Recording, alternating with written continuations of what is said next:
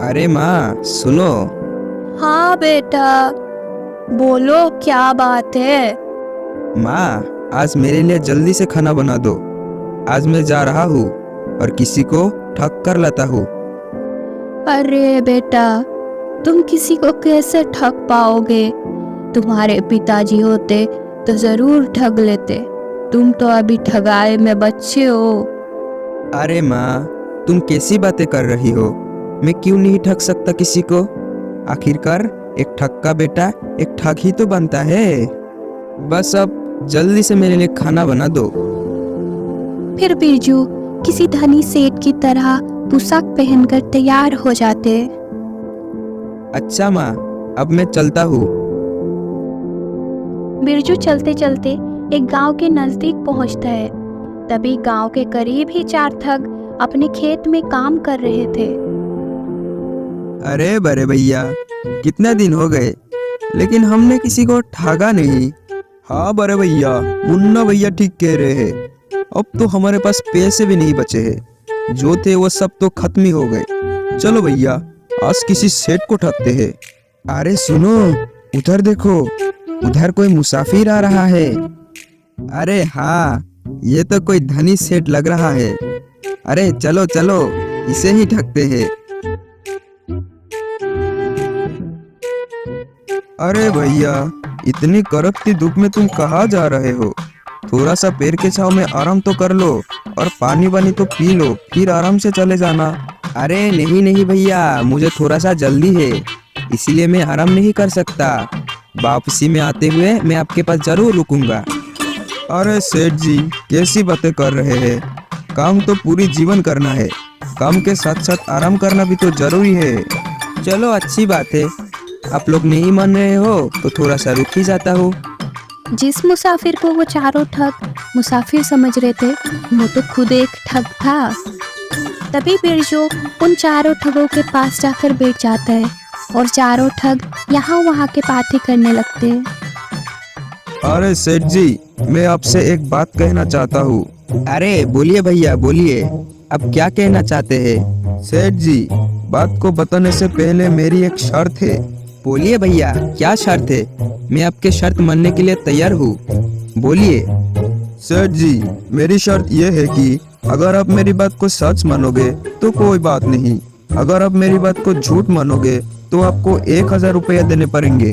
ठीक है भैया, मैं तुम्हारी शर्त से सहमत हूँ। अब बताओ तुम कहना क्या चाहते हो? सेठ जी, बात यह है कि एक बार मैं अपनी भैंस चरा रहा था और हमारे खेत में गेहूं की फसल करी थी। तभी मेरी भैंस गेहूं के खेत में घुस गई और पता नहीं खेत में कहीं खो गई। हमने पूरा खेत ढूंढ लिया लेकिन भैंस कहीं नहीं मिली। फिर हमने पूरी फसल कटवा दी, भैंस फिर भी नहीं मिली। फिर मैं उसी फसल के गेहूं चक्की में पिसवाई, फिर भी भैंस कहीं नहीं मिली। और हद तो तब हो गई जब मैं उसी आटे की रोटी बनवाई और जैसे ही मैंने रोटी का पहला टुकड़ा तोड़ा, तभी भैंस की पूंछ मेरे हाथ में आ गई। तभी मैं भैंस की पूंछ पकड़कर उसे बाहर खींचा, तब मेरी जान में जान आई। लेकिन भैया, आज तक मैंने ये बात जिसको भी बताई है उसने मेरी बात को झूठा ही बताया है। अब तुम ही बताओ, ये बात झूठी है या फिर सच? अरे ये तो मुझे ठगना चाहता है, लेकिन बच्चू मैं भी एक ठग का बेटा हूँ। अरे हाँ भैया, कभी कभी ऐसी घटनाएं हो जाती है, सबके साथ हो जाती है। हमारे साथ खुद कभी कभी ऐसी घटनाएं हो गई है। अब मैं तुम्हें क्या बताऊँ? अरे सेठ जी, आपके साथ ऐसा क्या घटना हो गई? अरे नहीं भैया, मैं भी अपनी बात ऐसे नहीं बताऊंगा, मेरी भी एक शर्त है। बोलिए सेठ जी, आपकी क्या शर्त है? हम आपके शर्त मानने के लिए तैयार है। अरे भैया, शर्त वही है, अगर तुम चारों लोग मेरी बात को झूठा मानोगे तो तुम चारों को 1000 रुपया देने पड़ेंगे, और अगर सच मानोगे तो कोई बात नहीं। हाँ हाँ ठीक है, हमें तुम्हारी शर्त मंजूर है। तो बताओ क्या बात थी? अरे भैया क्या बताऊँ, आज जब मैं तैयार होकर सुबह काम के लिए निकलने वाला था, तभी मेरी सेठानी जी ने कुछ सुंदर पकवान बनाए थे और वो कह रही थी कि पकवान खाकर ही जाना। लेकिन मुझे काम की ज़्यादा जल्दी थी तो मैं पकवान बिना खाकर ही आ गया। लेकिन मेरी सेठानी जी मुझसे इतना प्रेम करती है कि वो पकवान लेकर मेरे पीछे पीछे यहाँ तक आ गई है। अरे सेठ जी, अब की सेठानी तो कहीं नजर नहीं आ रही है। अरे भैया, यहाँ नहीं, उधर देखो, वहाँ तो मेरी सेठानी जी आ रही है।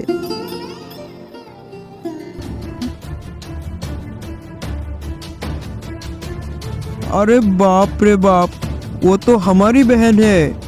ये सेठ तो हमसे भी बड़ा ठग है। अब क्या करें?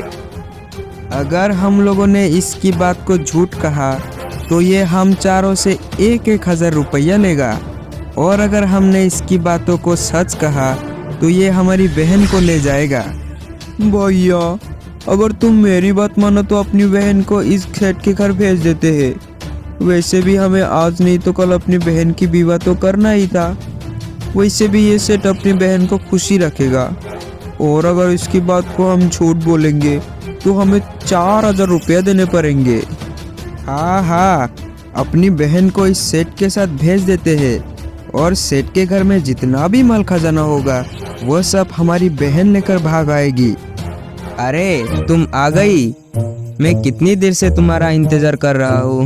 ये तुम कौन हो? मैं तो तुम्हें जानता तक नहीं। अरे मेरी प्यारी बहन, ये तुम्हारे पति है। तुम्हारा विवाह इनके साथ बचपन में ही हो गया था। अब जाओ बहन, तुम इसके साथ जाओ, हम लोग तुम्हें जल्दी ही लेने आएंगे। अच्छा मेरे प्यारे सालो, अब मैं चलता हूँ।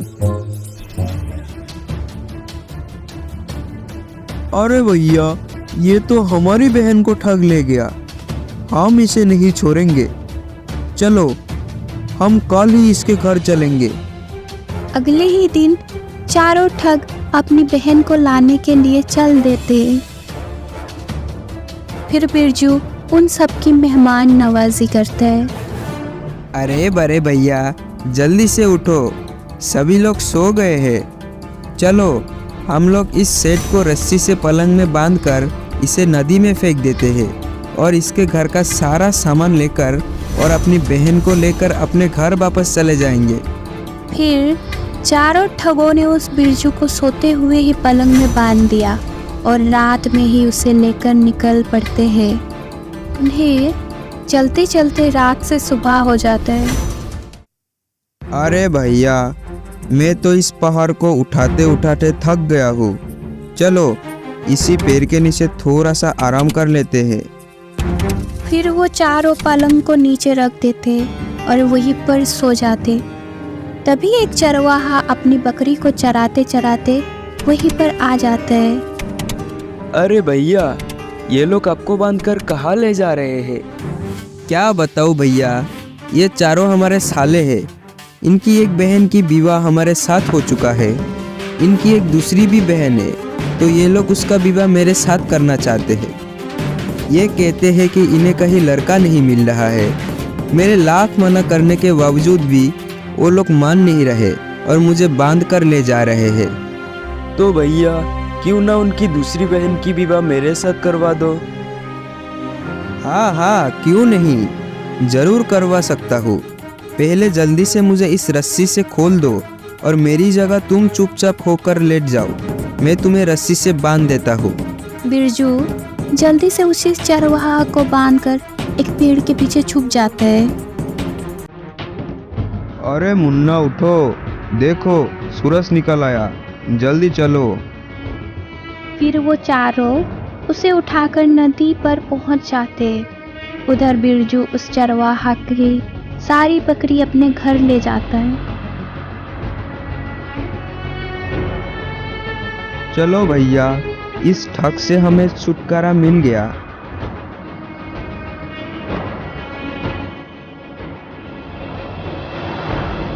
अरे ये क्या, ये ठग तो यही बैठा है। अरे जीजाजी, तुम यहाँ पर कैसे, और इतनी सारी बकरियाँ तुम कहाँ से ले आए हो? अरे ये मत पूछो, तुम लोगों ने हमारे साथ बहुत अन्याय किया है। तुम लोगों ने मुझे नदी के किनारे ही फेंक दिया था, और अगर थोड़ा सा गहरे पानी में फेंकते तो इससे भी ज़्यादा अच्छे अच्छे बकरी पकड़ ले आता। अब क्या करूँ, तुम लोगों ने मुझे किनारे ही फेंक दिया, तो यही मिली है बकरी। अरे जीजाजी, क्या बात कर रहे हो? चलो जीजा जी, मुझे भी कुछ बकरी दिला दो। हाँ जीजा जी, मुझे भी बकरी चाहिए, चलो जल्दी। अच्छा अच्छा, तो तुम लोगों को भी बकरी चाहिए, तो चलो मेरे साथ। मैं जहाँ बोलूँ तुम लोग वही कूद जाना और अच्छी अच्छी बकरी पकड़ कर ले आना।